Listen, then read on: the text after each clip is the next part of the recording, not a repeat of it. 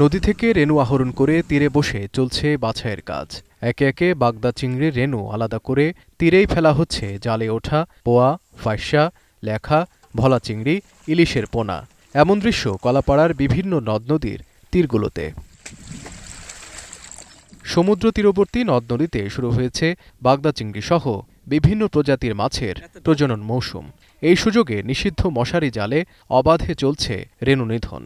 সরকারের বিধিনিষেধ থাকলেও ঝুঁকি নিয়েই পোনা শিকার করে জীবিকা নির্বাহ করছেন হাজারো মানুষ। অন্যান্য মাছ ওই নদীতে হালাই দিই, আর এই মাছ রাখিয়ে দিই, যেটা বাগদা সেটা রাখিয়ে দিই, আর এই আমাশা মাছগুলো এগুলো মনে করেন ফালাই দিই দূরে, এগুলো জানি ক্ষতি না হয়। 500 ফ্যামিলি আছে এই কাজের উপরে নির্ভর।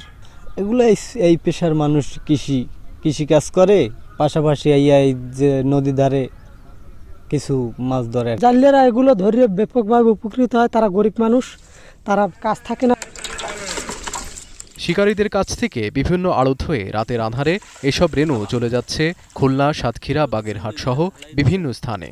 ঘের মালিকরাও লুফে নিচ্ছেন রেণু, কেননা সরকারকে ভ্যাট ট্যাক্স প্রদানকারী হ্যাচারি থেকে রেণু কিনতে প্রতি হাজারে খরচ হয় 2 থেকে 3 হাজার টাকা। আর প্রাকৃতিক উৎস থেকে সংগ্রহ করা এসব রেণু প্রতি হাজার সর্বোচ্চ 1 থেকে 1.5 হাজার টাকায় পাওয়া যায়। জেলেদের কাছ থেকে এখন বর্তমানে কিনতেছি যে 40 টাকা দর, 100 মাছ 40 টাকা করে কিনি।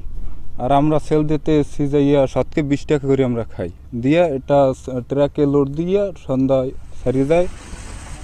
সমুদ্রে 475 প্রজাতির মাছের মধ্যে 173 প্রজাতির মাছের বিচরণ নদ নদীতে, যে কারণে এখনও নদী ও সমুদ্র তীরের মানুষেরা রেণু শিকার করে জীবিকা নির্বাহ করছেন।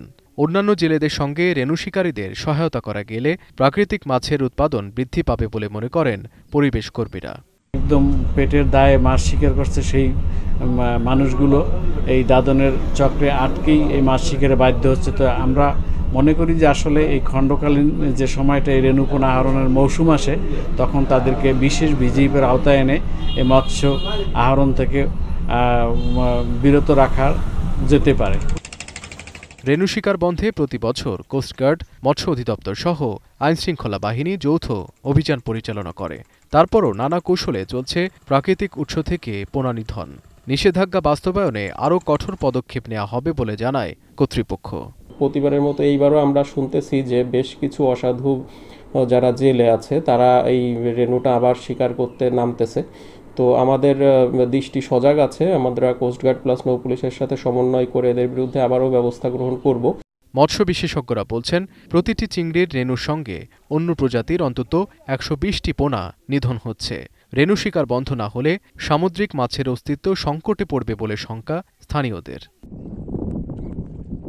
এখন Kalapara. She is brave. She is free.